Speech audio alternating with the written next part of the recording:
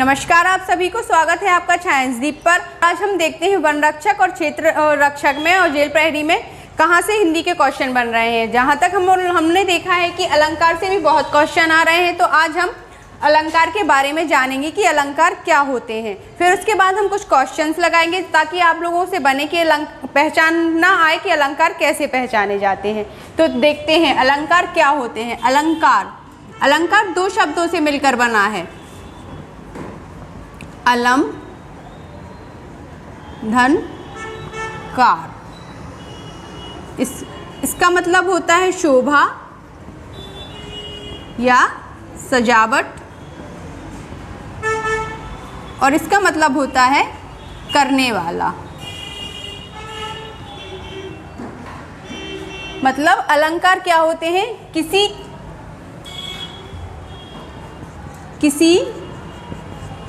की या काव्य की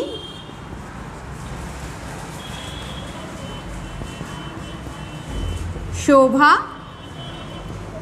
बढ़ाने वाले, किसी काव्य की शोभा बढ़ाने वाले अलंकार कहलाते हैं। अर्थात अलंकार का शाब्दिक अर्थ है आभूषण या श्रृंगार। अब हम देखते हैं अलंकार को किस आचार्य ने क्या कहा है। जैसे आचार्य वामन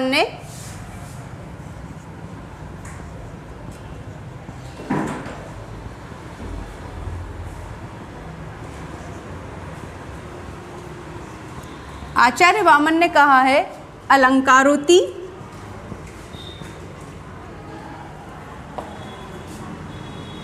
अलंकरोति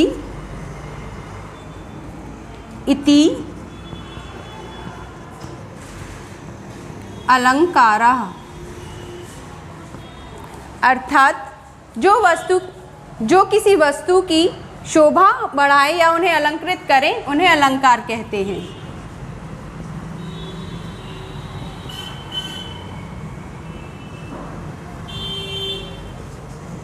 जो किसी वस्तु को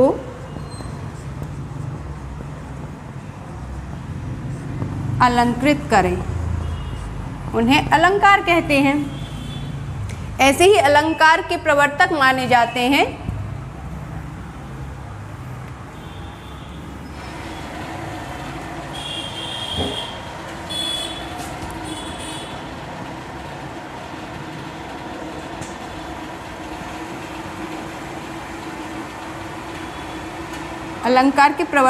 आचार्य भामह।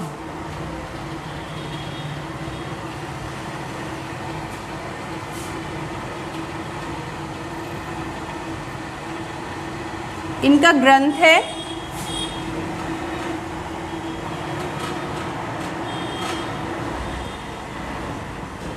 काव्यालंकार।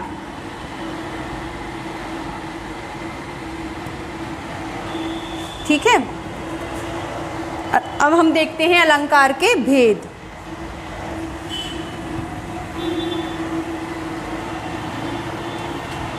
अलंकार के मुख्य रूप से तो दो भेद होते हैं।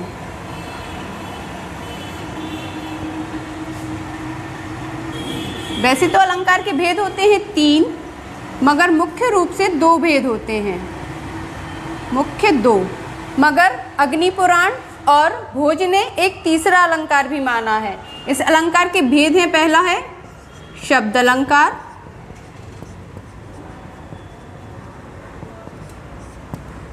दूसरा है अर्थ अलंकार,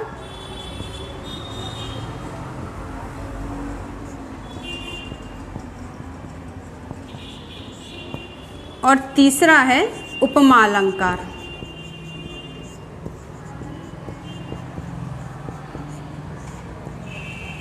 इस तरह ये 3 भेद होते हैं, शब्द अलंकार, अर्थ अलंकार और उपमा अलंकार। उपमा अलंकार को अग्निपुराण और भोज ने माना है। ठीक है, अब हम इनको एक एक बार समझते हैं कि शब्द अलंकार क्या होते हैं। जिसकी शोभा शब्दों से बढ़े,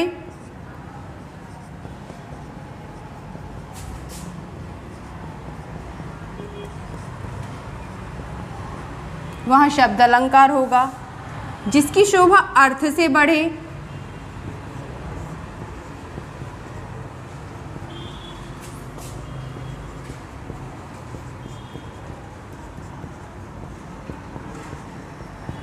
और जिसकी शोभा,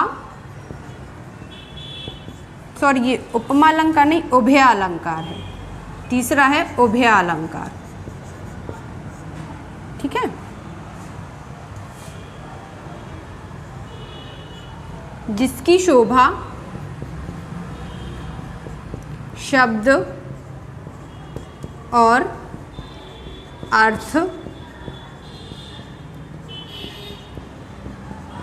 दोनों से बढ़े।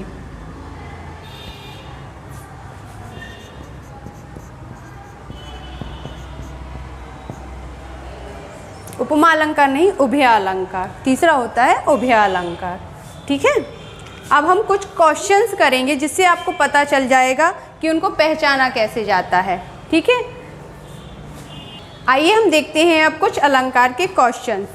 तो ये है 3 बेर खाती सो 3 बेर खाती है, इसमें कौन सा अलंकार है, हमें ये पहचानना है। इसमें अलंकार है यमक। अब यमक अलंकार की पहचान क्या होती है? यमक अलंकार की पहचान होती है जहाँ कोई शब्द एक से अधिक बार उपयोग होता है मगर उसके अर्थ अलग अलग होते हैं। तो इसमें इस बेर का अर्थ है समय से और इस बेर का अर्थ है फल। वो जो बेर का फल होता है ना, उससे यमक अलंकार में यही होता है कि किसी शब्द का कई बार उपयोग हो और उसके अर्थ अलग अलग हो। इसी तरह उपमा अलंकार में होता है, उपमा अलंकार का मतलब होता है किसी की तुलना करना। उत्प्रेक्षा अलंकार की पहचान होती है जहाँ ज्यों, जानू, मानू ये सब होता है, वहाँ उत्प्रेक्षा अलंकार होता है। श्लेष अलंकार का मतलब होता है चिपका हुआ, अर्थात एक शब्द हो और उसके अर्थ अलग अलग हो, नहीं, है ना। और यमक अलंकार मैंने आपको बता ही दिया है। ऐसे ही दूसरा है रहीमन पानी राखिए बिन पानी सब सून, पानी गए ना उबरे मोती मानुष चून। इसमें कौन सा अलंकार है? इसमें है श्लेष अलंकार और इसमें है उपमा अलंकार, ठीक है। श्लेष अलंकार का मतलब होता है किसी जब कोई शब्द एक से अधिक बार किंतु उनके अर्थ अलग अलग हों, एक ही शब्द के अर्थ अलग अलग हों। जैसे यहाँ पर है पानी, पानी का अर्थ है यहाँ पर जल, आत्मसम्मान,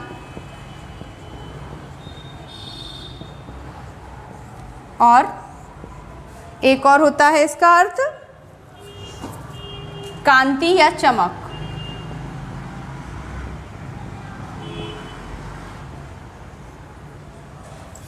ठीक है। और अब तीसरा क्वेश्चन देखते हैं। देख लो साकेत नगरी यही है, देख लो साकेत नगरी है यही, स्वर्ग से मिलने गगन में जा रही। तो इसका आंसर है अतिशयोक्ति अलंकार। इसको पढ़ने से ही हमें पता चल रहा है कि इसमें अतिशयोक्ति हो रही है कि इतनी बड़ी नगरी है कि वह स्वर्ग से मिलने जा रही है, मतलब इतने ऊपर जा रही है कि वह स्वर्ग तक जा रही है, बहुत ऊंचाई पर है। तो इसका आंसर होगा अतिशयोक्ति अलंकार। चलिए अब हम देखते हैं चौथा क्वेश्चन। चौथा क्वेश्चन क्या है? पीपर पात सरिस मंडोला, उक्त पंक्तियों में कौन सा अलंकार है? उपमा अलंकार, अनुप्रास अलंकार, रूपक अलंकार, उत्प्रेक्षा अलंकार। तो इसमें भी है, इसमें है उपमा अलंकार। उपमा अलंकार की पहचान कैसे होती है? उपमा अलंकार की पहचान होती है सा, जैसे किसी में सा हो, सी हो, ठीक है, सरिस हो, समान हो, ठीक है, ये उपमा अलंकार की पहचान होती है। तो इसमें सरिस है, सरिस मतलब समान, पीपर पात सरिस मतलब पीपल के पत्ते के समान मेरा मन डोला, ठीक है। अनुप्रास अलंकार की क्या पहचान होती है? इसकी पहचान होती है किसी वर्ण की आवृत्ति वर्ण की आवृत्ति बार बार हो। ठीक है। और रूपक अलंकार की पहचान होती है, इसमें उपमेय पर उपमान का आरोप होता है। ठीक है। और उत्प्रेक्ष अलंकार की पहचान होती है, उत्प्रेक्ष अलंकार में पहचान होती है जहाँ मानो हो, मनहु हो, जानो हो, जानहु हो, जहाँ ऐसी पंक्तियों में ये शब्द हो तो वहाँ पर उत्प्रेक्ष अलंकार होता है। ठीक है। अब हम देखते हैं 5वां क्वेश्चन, मोह सम कौन कुटिल खलकामी, इन पंक्तियों में कौन सा अलंकार है? तो इसमें भी उपमा अलंकार है, क्योंकि यहाँ सम आ गया है, यहाँ सरिस आया था मतलब समान, यहाँ सम, तो यहाँ भी यम उपमा अलंकार है। ठीक है। अब हम देखते हैं 6वां क्वेश्चन। 6वां क्वेश्चन है, बांधा था विधु को किसने इन काली जंजीरों से, मणि वाले फड़ियों का मुख क्यों भरा हुआ हीरों से। तो विधु होता है चांद, विधु आने होता है चांद, चांद को किसने काली जंजीरों से बांधा, है ना। और मणि वाले फड़ियों का मुख भरा हुआ है हीरों से, मतलब सांपों का मुंह हीरों से किसने भर दिया। तो ये अतिशयोक्ति है, क्योंकि सांपों का मुंह हीरों से कोई नहीं भर सकता और चांद को कोई बांध नहीं सकता, तो इसमें होता है अतिशयोक्ति अलंकार। ठीक है। अब 7वां क्वेश्चन हम देखते हैं, काली घटा का घमंड घटा, तो इसमें क्या है? इसमें है यमक अलंकार। यमक अलंकार मैंने आपको पहले बताया था कि यमक अलंकार की पहचान क्या होती है। ठीक है। तो इसमें घटा, ये घटा है बादल और ये घटा है कम होना। ठीक है। जहाँ हमने बताया था कि एक ही शब्द बार बार आए और उसके अर्थ अलग अलग हो, तो यहाँ इस घटा का अर्थ है बादल से और इस घटा का अर्थ है कम होना से। आइए हम देखते हैं क्वेश्चन 8वां, इसकी बीती विभावरी जागरी, अंबर पन घट में डुबो रही, तारा घट उषा नगरी, इन पंक्तियों में कौन सा अलंकार है? तो इन पंक्तियों में रूपक अलंकार है। कौन सा अलंकार है? रूपक अलंकार। ठीक है। इसका मतलब है बीती विभावरी, यानी रात्रि बीत जाने के बाद अंबर पनघट में डुबो रही है, मतलब अंबर रूपी पनघट में तारा घट, मतलब तारा को ही मटका बना दिया है। उषा नगरी मतलब उषा पहली किरण, सूरज की पहली किरण नगरी को डुबो रही है, तो इसमें हो गया रूपक अलंकार। अब हम देखते हैं 9वां क्वेश्चन, ये है हरिमुख मानो मधुर मयंक, इसमें कौन सा अलंकार है? इसमें अलंकार है उत्प्रेक्षा अलंकार।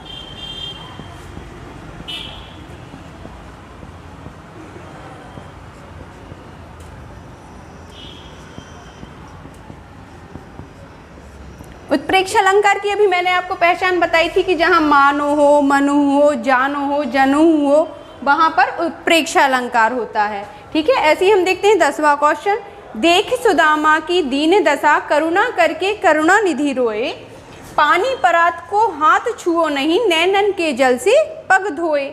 मतलब देख सुदामा की दीन दशा, मतलब कृष्ण जी ने सुदामा की दीन दशा देखी और करुणा करके मतलब दुखी होकर करुणा निधि रोए, यानी कि कृष्ण जी रोए। उन्होंने पानी परात को हाथ छुओ नहीं, मतलब पानी को छुआ भी नहीं, और अपने नैनन के जल से मतलब अपने आंसुओं से उनके पद को धोया। तो यहाँ अतिशयोक्ति अलंकार होगा। ठीक है। यह होगा अतिशयोक्ति अलंकार। ये थे हमारे कुछ क्वेश्चंस अलंकार से, और मैंने आपको जो समझाया है उससे आपको लगभग बन ही जाएगा, पहचानने में आ जाएगा कि कहाँ पर कौन सी पंक्तियों में कौन सा अलंकार है। अब हम देखते हैं कुछ पर्यायवाची शब्द। आइए हम देखते हैं कुछ पर्यायवाची शब्द और कुछ विलोम शब्द। तो पहले देखते हैं पर्यायवाची। पर्यायवाची में पहला है नियति, जिसका पर्याय होता है, पर्यायवाची होता है भाग्य, प्रालब्ध, प्रारब्ध, विधि, दैव, होनी और भावी। इसी तरह अगला देखते हैं भ्रमर। भ्रमर का होता है मधुकर, मधुप, अली, भृंग, भौरा, षष्ठपद, मधुराज। तीसरा देखते हैं तरुणी। तरुणी का होता है नवयुवती, मनोज्ञा, सुंदरी, यौवनवती, प्रमदा, रमणी। और चौथा देखते हैं बंक, कुटिल, वक्र, टेढ़ा। और पांचवें का देखते हैं हम आक्षेप। आक्षेप का होता है अभियोग, इल्जाम, दोषारोपण और आरोप। ये कुछ महत्वपूर्ण पर्यायवाची है। और अब हम देखते हैं कुछ महत्वपूर्ण विलोम। जैसे पहला है आमिष। आमिष का होता है निरामिष। उपादेय का होता है अनुपादेय। वैमनस्य का होता है सौमनस्य, धृष्ट का होता है विनम्र और प्रफुल्ल का होता है म्लान। ये थे कुछ महत्वपूर्ण पर्यायवाची और विलोम शब्द। ऐसे ही मैं आपको रोज 5 पर्यायवाची 5 विलोम शब्द याद करवाती जाऊंगी, जिससे आपको कुछ याद रहे और आगे बनते रहें। और जुड़े रहिए साइंस दीप के साथ। धन्यवाद।